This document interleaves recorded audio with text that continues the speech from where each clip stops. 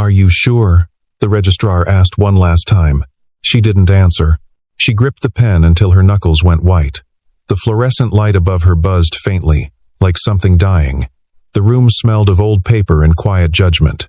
Then she signed, Emma Whitfield, heiress to the Whitfield Group, daughter of one of the oldest fortunes in the state, had just married a man in worn-out boots and an oil-stained jacket. She heard the stifled laughter behind her, felt the weight of every gaze in that gray government office, pressing into the back of her neck like a thumbtack. She's lost her mind. Poor thing. What did they threaten her with? But then, just as the man beside her reached for the pen, every phone in the room began to vibrate at once. A tremor moved through the small crowd. People reached into pockets, glanced at screens, and their expressions shifted. Confusion. Disbelief. Alarm. The markets had moved. Something enormous had just happened in the financial world. A name obscured for a decade, buried beneath shell companies, and deliberately erased headlines had resurfaced. Emma did not look at her phone. She looked at the man beside her, at the calm set of his jaw, at the steadiness of his hand as he signed. He signed his name, Daniel Hayes, without hesitation, without theater, without even a flicker of expression. Then he capped the pen and set it down with perfect quietness. Emma didn't know it yet, but the man she had just been forced to marry was the reason every phone in that room was ringing. The Whitfield Group had been Emma's inheritance and her prison in equal measure. She had grown up understanding two things: that her family's name carried tremendous weight in this city, and that the price of carrying it was total obedience. Her father, Gerald Whitfield, was not cruel in the way of monsters. He was cruel in the way of architects, precise, structural, convinced that every wall he built was for someone else's protection. It was a Tuesday in March when he called her into the library. She had been living in the family's East Wing apartment since her return from London, where she'd spent 3 years building a small but genuine career as a financial analyst. She'd been good at it, better than good, but Gerald had summoned her home 6 months ago with a single sentence: "The company needs you here." And Emma, who had never entirely broken free of the gravity of that house, had come. The library smelled of leather and lemon polish. Her father sat behind his desk. Her stepmother, Patricia, stood at the window with her arms folded, looking out at the garden as though none of this required her direct attention. Emma's uncle, her father's younger brother, Clifford, sat in the armchair in the corner, swirling a glass of something amber. "Sit down, Emma," her father said. She sat. He told her the truth without preamble, which was his version of mercy. The Whitfield Group was not simply struggling, it was collapsing. 3 consecutive failed investments, a leveraged acquisition that had gone badly wrong, and a quiet but devastating withdrawal of a major institutional partner had left them exposed in a way that years of reputation could not paper over. In 6 weeks, unless something changed, they would be forced into a structured bankruptcy. Emma listened. She felt the floor shift slightly beneath her feet. "There is one solution," her father said. She had not expected what came next. There was a man, a creditor, indirectly, through a chain of holding companies who had agreed to extend a critical lifeline to the Whitfield Group, not in exchange for equity or repayment terms, in exchange for something else. A marriage. Emma stared at him. "His name is Daniel Hayes," Gerald said. "I know what a transactional marriage is," Emma said, her voice flat. "I'm asking why you think I would agree to one." "Because the alternative," Clifford said from the armchair, not looking up from his glass, "is that all of this goes away. The company, the apartment, the foundations, the staff, all of it." Patricia turned from the window. "We're not asking you to love him, Emma. We're asking you to be practical." "Who is he?" Her father's pause was almost imperceptible. "He's a single father, a local man. He has a daughter. He lives simply." "He's poor," Emma said. "He's modest," Gerald said carefully. "He's poor," she repeated. "That's what you're telling me. You want me to marry a man with no money to save a company that has no money." "The arrangement has been made," her father said. "The paperwork is prepared." She looked at the 3 of them. At her father's studied composure. At Patricia's careful blankness. At Clifford's glass. "The price to keep all of this," she said slowly, Is me. No one corrected her. The registrar's office was small and echoless, and smelled of old paper. Daniel Hayes was already there when Emma arrived with her aunt as witness. He was taller than she'd imagined, lean, with dark hair that needed cutting, and a jaw that carried a day and a half of stubble. His jacket was clean, but visibly old. His boots were worn at the heel. He held his hands loosely at his sides. He looked at her when she walked in, not with hunger, not with triumph. Not with the cautious hope of a man who knew he was receiving something above his station. He looked at her with a kind of careful steadiness, like a man who had already decided how this day was going to go, and had made his peace with it. She did not speak to him before the ceremony. She barely looked at him. Are you sure? The pen, the signature. The laughter she didn't turn around to face. And then it was done. Daniel Hayes lived 20 minutes from the city center, in a neighborhood that had once been working class and was now in the ambiguous middle stage of someone else's gentrification. The houses were small, the trees were large and old. The street was quiet in the particular way of places where people actually lived their lives rather than performed them. His house was a 1940s craftsman bungalow with a green front door and a porch that sagged very slightly on the left. The garden was not manicured. A bicycle leaned against the side fence. Wind chimes made of driftwood and sea glass hung from the eave of the porch roof. Emma stood at the front gate with her single rolling suitcase she had packed as though for a 2-week trip, because she had not allowed herself to think beyond that, and looked at the house for a long moment. Daniel unlocked the front door and held it open. She walked in. The inside was small and without pretension. The ceilings were low.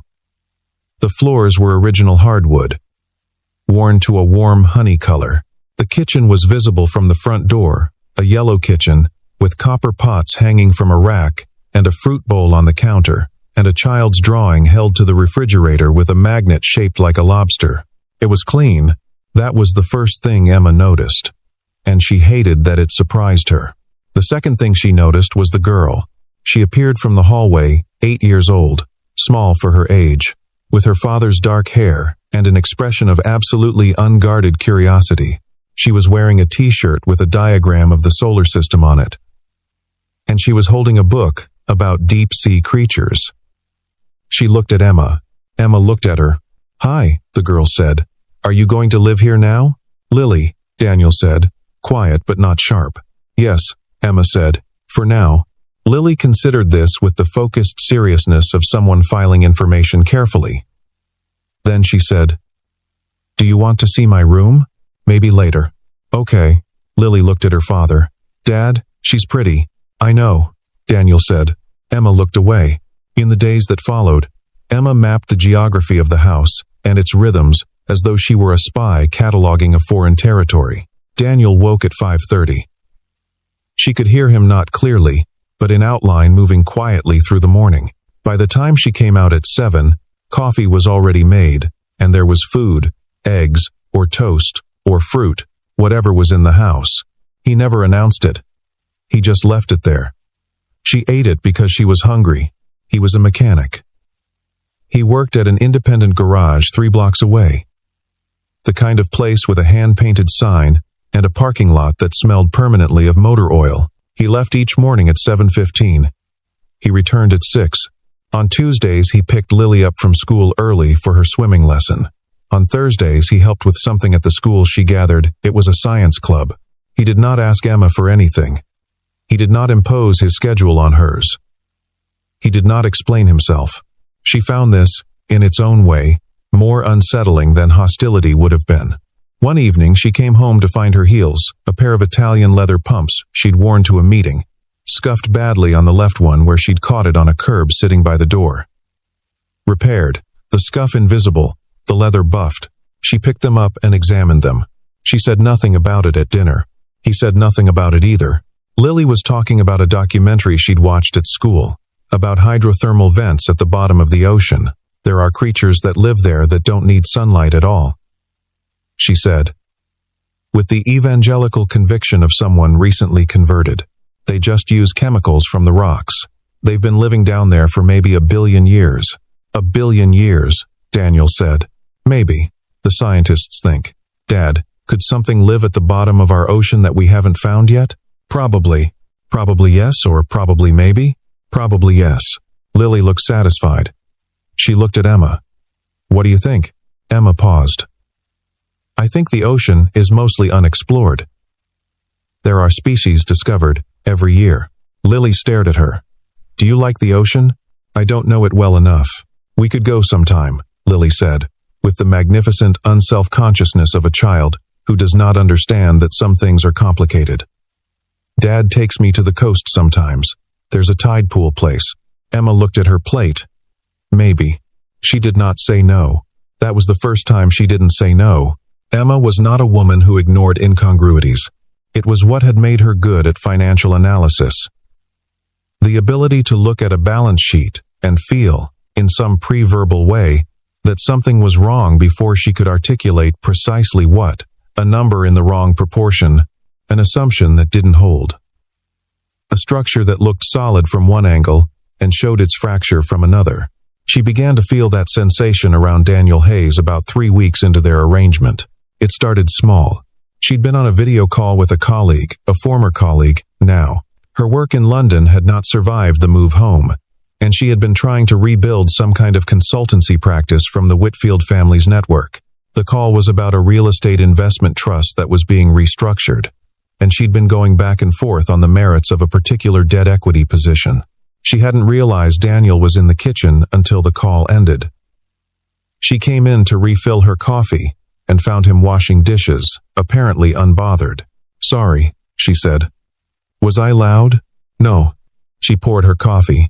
The swap structure they're proposing, he said, without turning around, only works if the underlying yield assumptions hold. If their cap rate projections are off by more than 40 basis points, the whole thing reverses. She turned to look at him.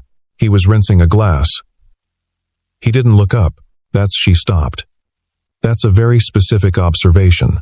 You were talking loud enough, he said. Where did you learn about cap rates? He set the glass on the drying rack. Read it somewhere. She watched him for a moment. He dried his hands on a dish towel and left the kitchen. She stood there with her coffee going cold. 2 weeks later, a phone call. She came in from the garden. She'd started taking her morning calls outside because the light was better and the air helped her think, and found Daniel on his phone in the hallway. He spoke in a low, unhurried voice. She caught fragments. The Singapore position. I said, hold it. Don't touch it until I say. The Harris acquisition, no. Walk away. The liabilities aren't priced in. Tell them, I'm not available. I won't be available. They know why. He hung up as she came through the door. He looked at her without expression. Work? She asked. Yeah, he said. He went to the garage, put on his coveralls, and drove to the shop. That afternoon, she pulled up the financial news on her laptop and searched for the Harris acquisition, a mid-sized logistics company that had been the subject of a bidding war for the past month. By 6 o'clock, the frontrunner had withdrawn. By morning, the deal was dead.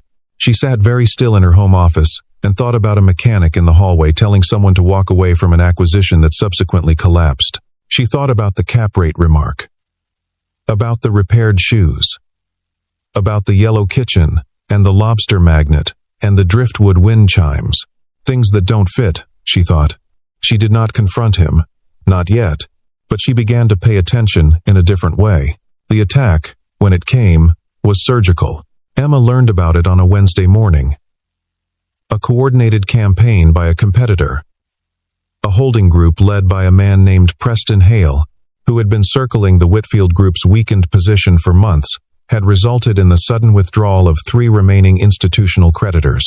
By noon, the company's credit facilities had been suspended. By 3 in the afternoon, her father was calling her in a voice she had never heard from him before. Thin, scraped clean of composure. It's over, he said. She didn't tell him not to say that. She wasn't sure he was wrong. She spent the rest of the day on calls that went nowhere, emails that received no response, and a series of conversations with lawyers who spoke in careful language that meant, there is no clean path forward from here. By evening, she had stopped trying to think of solutions. She sat in the living room of the small bungalow Daniel was picking Lily up from swimming. They'd been delayed, She had the house to herself and allowed herself, for the first time in years, to simply be frightened. The Whitfield Group had its failures and its cruelties, and its architecture of control. But it had also been, in some foundational sense, the structure beneath everything. Without it, her father would have nothing. Patricia's carefully maintained world would dissolve. The foundation's charitable programs, which were, she had to admit, genuinely good, regardless of how they were used socially, would end. Hundreds of people who worked for the company would be displaced. She put her face in her hands. She heard the front door. She looked up, composed herself quickly, or tried to. She knew her eyes were red. Daniel came in first. He saw her face. He didn't say anything immediately, which she was grateful for. Lily ran past him toward her room, already narrating something about a butterfly kick to no one in particular, and the house filled briefly with the noise of a child existing loudly in a small space. "Bad day," Emma said. It wasn't a question. "Do you want to talk about it?" he asked. "No." He nodded. He went to the kitchen. She heard him moving around. After a while he came out with 2 mugs of tea, not coffee, which she usually preferred. But somehow tea was what the moment required, and he sat in the armchair across from her and didn't say a word. They sat like that for 20 minutes while Lily's voice drifted from her room, explaining something at length to her stuffed animals. Emma didn't cry. She came close, but she didn't. "It's going to fall," she said finally. He wrapped both hands around his mug. "Sometimes things fall. The company, my family's company, everything my grandfather built. Is the company what you wanted?" he asked. She looked at him. "What? Is it what you wanted, or is it what you were supposed to want?" She didn't answer. She wasn't sure she knew the answer. He didn't push. She slept badly that night. She woke at 4 in the morning to find the house dark and quiet. She went to the kitchen for water and noticed, through the window, that Daniel's truck was gone. She stood at the window for a long time. In the morning, the news came. An anonymous investment fund operating through a Luxembourg-registered holding entity, with no public-facing directors,